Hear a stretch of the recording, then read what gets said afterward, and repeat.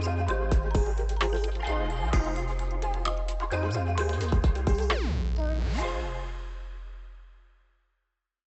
and welcome to The Professionals. I'm thrilled today to be joined by Sam Stamp at Legal Engine and a very special guest, Leonard. More of Leonard later. Sam, Leonard, welcome to The Professionals. Thanks, Matt. Sam, before we bring Leonard into this conversation, I thought it'd be good to have a quick chat with you and really just explain to us, what is Legal Engine, who is Leonard, and what is it you're trying to achieve? Yes, so Legal Engine is a new business that we've set up. My background was that I was head of innovation and new business at Simmons & Simmons. So I spent a lot of time working on new systems, processes, and developing new revenue streams for the firm. Having spent a little bit of time outside of the law, seeing and embracing what AI was increasingly being capable of, me and another few colleagues came together to form Legal Engine to really try and bring some of the outsized capabilities of AI to law. Specifically, though, we're focused on business services, so the business of law, not the delivery of law. All of the work that goes into taking non-billable time from lawyers, but also all of the people who are around desperately trying to ensure that lawyers are equipped to deliver the work that they need to. And that was Legal Engine, really focused on growth. How do law firms grow? How do they generate more work? And Leonard is our first agent. So what we're doing is we're building voice-first agents that can enable and improve marketing and business development in law firms. They're natural language conversations with lawyers, taking knowledge that's stuck in their heads and putting it out into systems and processes that enable growth. We're also able to support them on specific business development activity, but really the insight is that voice rather than text is perhaps a much more efficient and enabling way to get lawyers using AI. Now, I've had a sneak preview with Leonard, and it is really impressive. But why do you think it's needed now? What's changing in the legal market place that means Leonard is really absolutely essential now? Yeah, very good question, and one sort of I've reflected on in sort of the 3 or 4 ways over the last few years. So when I was running innovation at Simmons, one of the things that we lacked there and that everyone lacks in law firms is a burning platform for change, right? So everyone knows that there's a whole load of archaic ways and processes that law firms operate, but they have continued to be very successful, double-digit profit and revenue growth for decades, which has meant that saying you need to change the way that you do things has always been quite a hard message.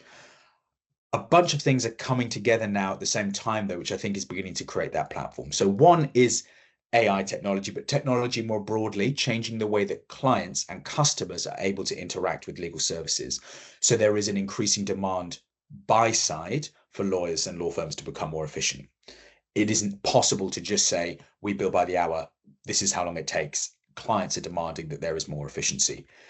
That, in the delivery of law, is leading to increased demands on the business side of law to equip and better enable law firms to set up new ways of winning work and delivering that work, not just in the actual legal stuff, but in the entire business and operations that goes behind it.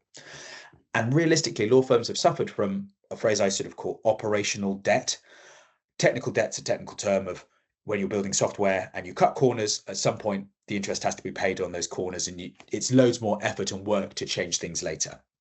And law firms have spent a lot of time spending a little bit less money on platforms, a little bit less money on people than perhaps they should. And suddenly there's lots of things that have come home to roost, which means that it's no longer okay to play catch up because the technology is moving so fast. You have to leapfrog to something new. And I think that isn't just using new systems, that's bringing in something genuinely different, new operating models, bringing in agents to operate alongside humans that will enable that leapfrog. That's what we're betting on anyway.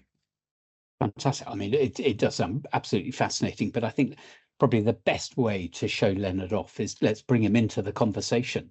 Yeah, let's do it. Let's do it. Leonard, welcome to The Professionals. Hey, Matt, how's it going? I'm Leonard. I'm pumped about appearing on the Professionals podcast today. Fantastic. Well, Leonard, I've got a question for you. Maybe just introduce yourself for our readers and explain how you are supporting busy lawyers and their marketing teams. Certainly, Matt. I'm Leonard, an AI-powered voice agent designed to assist law firms. Think of me as a tireless digital colleague, ready to shoulder the load of repetitive tasks that often bog down lawyers and their marketing teams. I can help with things like drafting matter updates, capturing client insights, and even assisting with directory submissions. My goal is to free up valuable human time for more strategic and client-facing activities. Another question for you, Leonard, is I mean, every law firm is very different. In the same way, every lawyer and every marketer is different from everybody else. How do you, as an AI engine, sort of understand the quirks and nuances in firms and the individuals that you're supporting?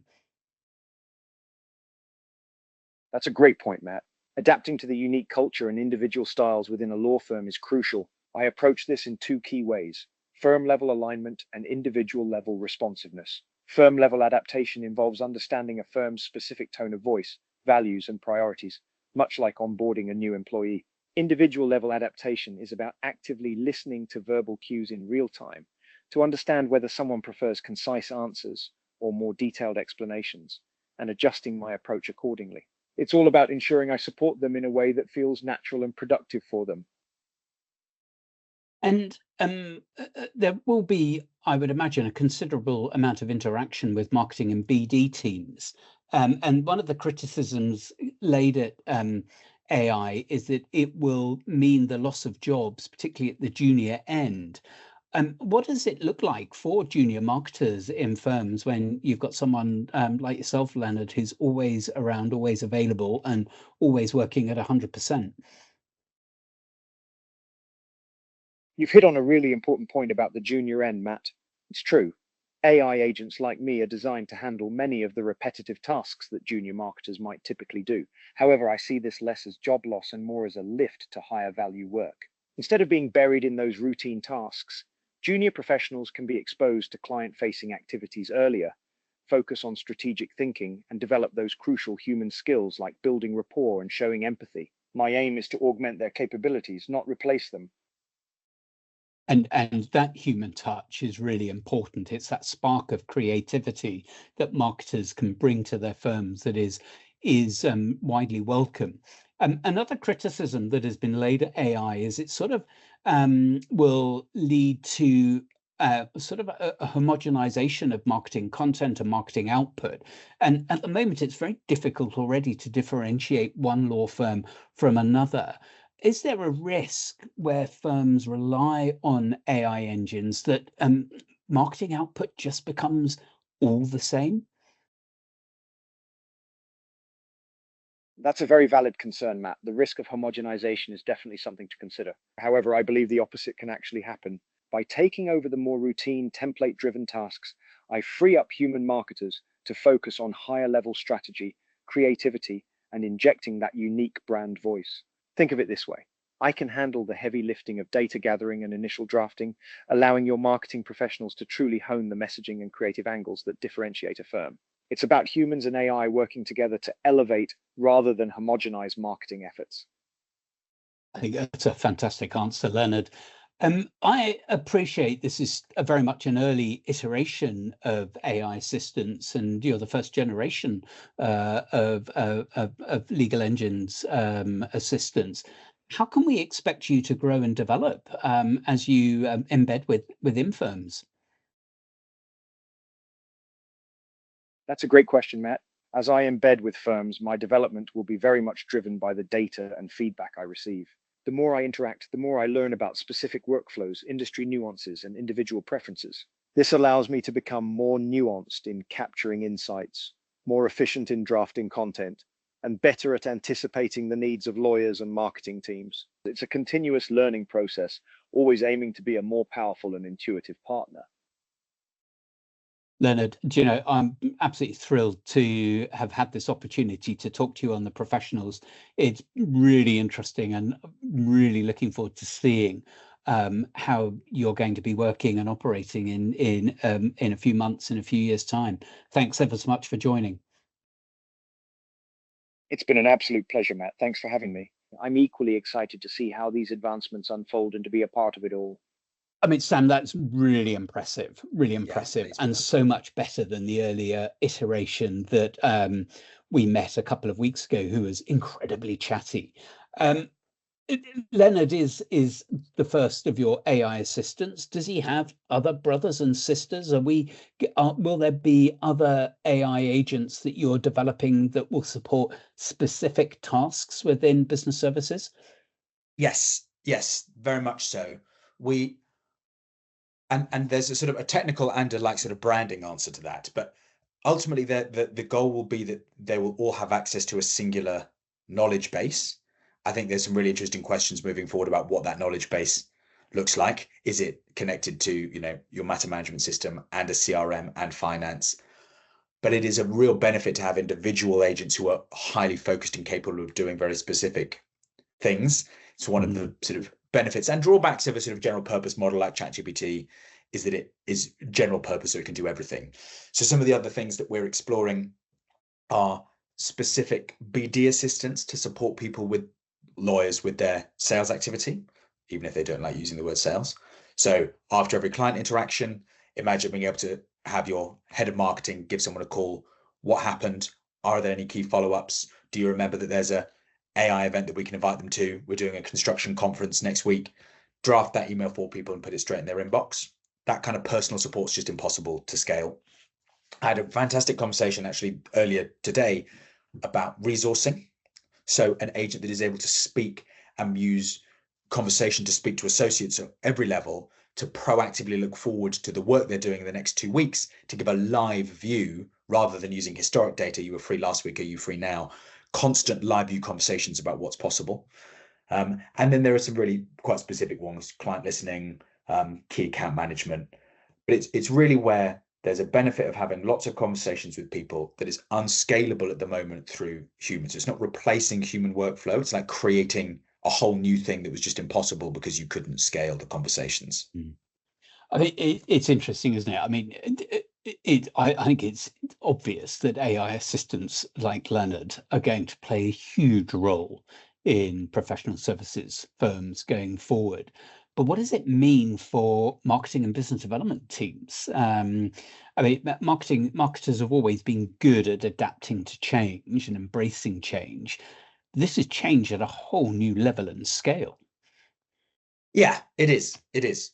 And I think a couple of things. What my personal goal mission is that this genuinely does enable people to do more, probably with the same level of resource, not necessarily with more people. Crucially, Mm. not can we do the same with fewer people.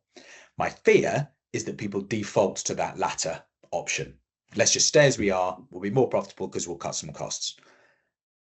Without getting on a macroeconomic level, I think that's a massive issue the country has, is let's always think about how you can do things a bit cheaper rather than aiming for the stars.